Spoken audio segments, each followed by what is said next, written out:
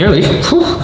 Ladies and gentlemen, I'm still trying to figure out that whole iPad spin the pencil thing. One of these days you're gonna see the intro to the video and I'm gonna have it nailed down. But let's get into the topic today that I don't think many people talk about, which is the question of, do you actually need to be passionate to build a successful social media marketing agency?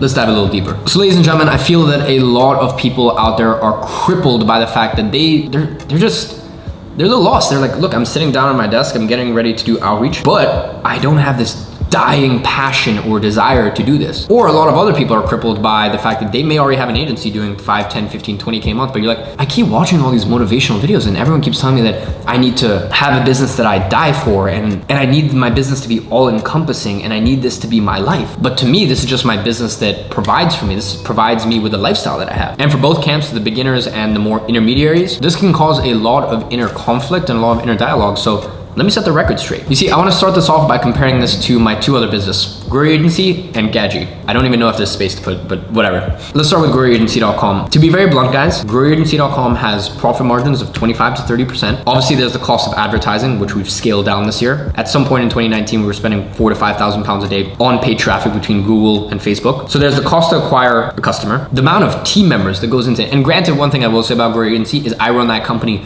super bloated, and I know that. Simple things like this camera costs £5,000. I've got another version of this sitting right there for second camera angles when I need it. That is another £5,000. I have the fully spec computer every single year, not because I need it for the agency, for the education company. Quite a lot of times I'm just on the fly doing editing myself. These are 600-pound lights. Over my left shoulder, you will find another 8,000-pound in camera equipment, including an old school Leica M6 TTL. This janky thing right here is another $3,000. Now let's talk about my team members. We have Kieran, the product manager of GrowYourAgency. We have Max, who's the student integration manager. We have another new hire, Caden, who's the student success manager. We have Nikolai. I'm not allowed to talk about Nikolai. And we have Esteban, who used to be my appointment setter for IAG Media and is now the coach within Agency Incubator. And we have a new hire coming on. To be very blunt, that's 6 people too many. Whereas with my agency, it is Danny, 1, and 30% of Kieran's time because Kieran's the one that writes all the copy for my clients. Oh, I forgot one more. I'm about to hire a full-time content creator to once again help me shoot all these videos, edit them, as well as the podcast that's coming out soon. So that's 7. Another thing you need to understand about these 7 is they're not cheap. These aren't VAs. Collectively, the experience between all of these people, I would say makes up more than all SMMA gurus combined. To be very blunt, someone like Kieran should probably be the one running GrowYourAgency. At his old agency, he was managing £400,000 a month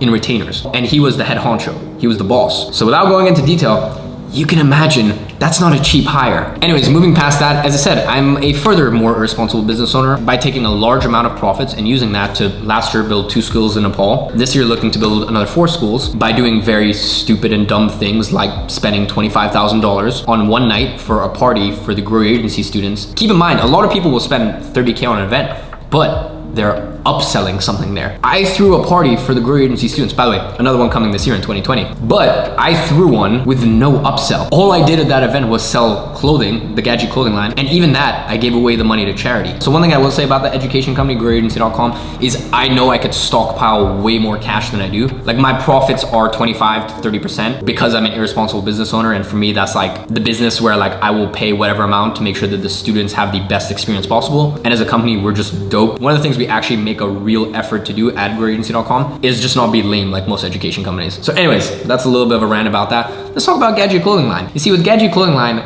this isn't no print on demand BS. Everything is made in-house, bespoke. The amount of prototypes and variations I had to go through to get that season 1 marbling effect, because many of you guys have the Gadzhi clothing line, it's not a graphic sort of marbling effect. It is done by actually using a marble, like it's called marbling for a reason. So one of the overwhelming feedbacks from Gadzhi clothing line is, I'm not gonna lie, the photos look dope, and then I got in person and I didn't realize that it would be this level of quality, and including things like just the packaging and just everything surrounding the brand. Anyways, long story, as I said, I have to pay physically for that stock and I have to keep that stock in a warehouse. So I go multiple 5 figures in the hole paying for inventory, and I make very laughable margins in that business. And in a lot of ways, to be honest, that business just is very irresponsible of me for it to even be running. But I give you guys all this as context for the amount of effort that goes into these 2 other businesses. And I just want to compare that to having an agency, because to be honest, I am not 100% particularly passionate about having an agency. I wouldn't say I ever was. You know, I'm coming up to my 4th anniversary this year of having an agency.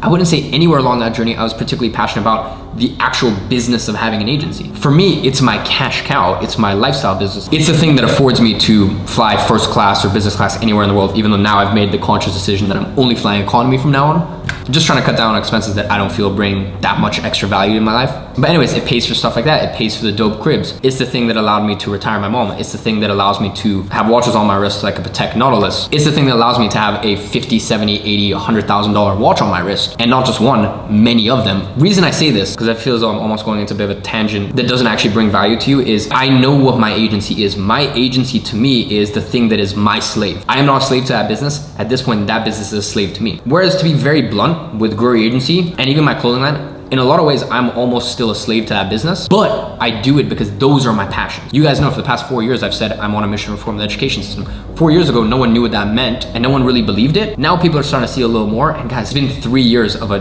30-year plan that I have. Same thing with the clothing line. I don't think it's any secret that I enjoy watches, I enjoy clothing, I enjoy just aesthetic stuff. So yeah, that business doesn't really make sense, but that's like my passion. That's my passion project. And that is the beauty of having my agency. It gives me the confidence to do these things because in life, you need to have your house in order first. Okay, you need to make sure that you are solid before you can make decisions like that. So really, I need you guys to understand that if you're not particularly passionate about your agency and your passion lays somewhere else, that's fine. Build your agency to 5, 10, 20, 30, 40, 50K a month, whatever that number is for you for the sort of lifestyle that you want. Get that thing dialed in, get it reeled in. Get it not automated because you can never automate an agency, but get to a point where you only have to work 5, 10 hours a week and it runs like a well-oiled machine, and then parlay that money and that extra time that you have into a passion project if that's what you want to do. So now at this point, you might be thinking, Iman, that's unhealthy. Like you're at a position in your life where you shouldn't have to run a business that you're not passionate about. Here's where I really need to express a caveat. In my opinion, I don't think someone that runs a law firm or someone who runs, to be honest, in a lot of ways, even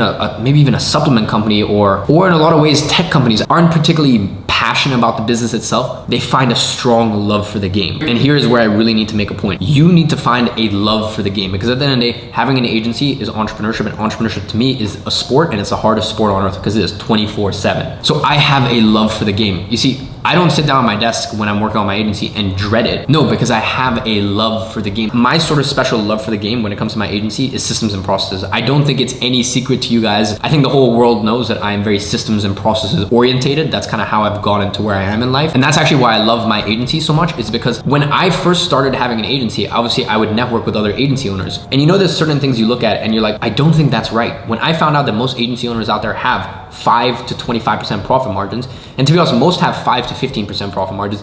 And if you think I'm exaggerating, just ask any accountant, they'll tell you the same thing. Most agencies owners out there have laughable, pathetic margins.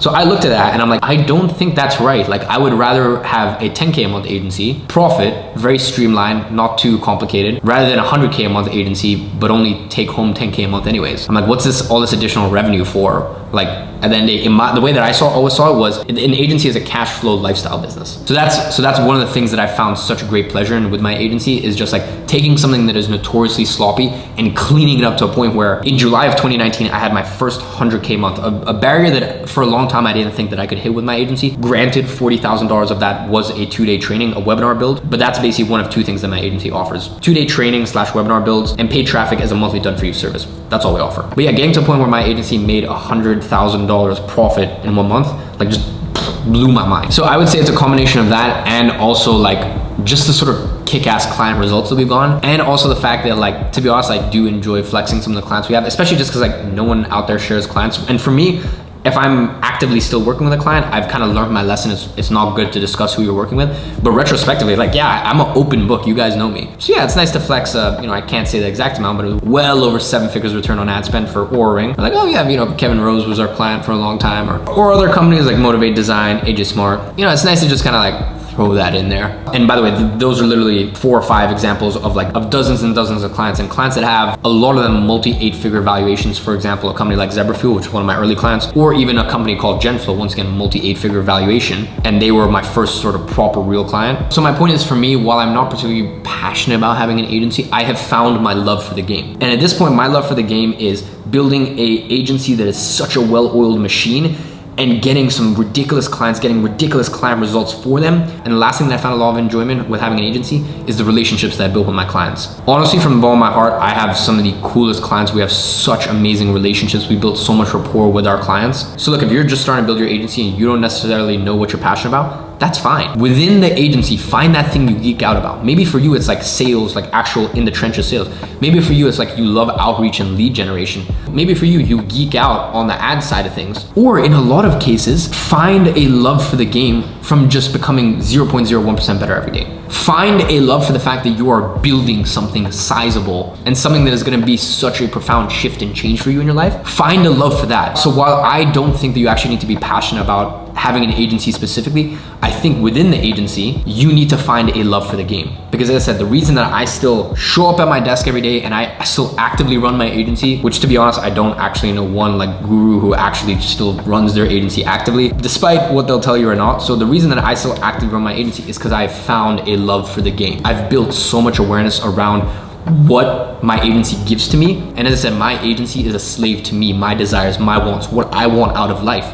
And I've structured my agency accordingly. One final last example of this is even just the clients we work with. There's one client specifically who I'm thinking of that, you know, obviously I won't say their name because of what I'm about to just say. It was a client that I could have only dreamed of working with 2 years prior. If you guys know anything about my passions in life, it aligned perfectly with one of my passions in life. And I ended up talking to their CMO as well as their founder. And also heads up guys, this was actually a referral. So I kind of had a fast track ticket to signing this client. It was a referral from another big name client. And obviously this other client was super happy with us. Anyways, long story short, it was gonna be in the range of 15 to 17,000 pounds a month. Like that's kind of what I was thinking. So 15 to 17K a month retainer. And I actually pulled out last minute. And the reason I did this is because on the front and the front facing side of things, I thought they were a very sort of advanced company and like forward thinking. Man, I talked to the CMO and the founder and I could tell that this was a client that was gonna strangle us in terms of they have to vet every single decision that we make. And look, we always send stuff to clients for approval, but like even though there's a lot of friction between the CMO and myself, like I could tell he thought he was a smart ass. And long story short,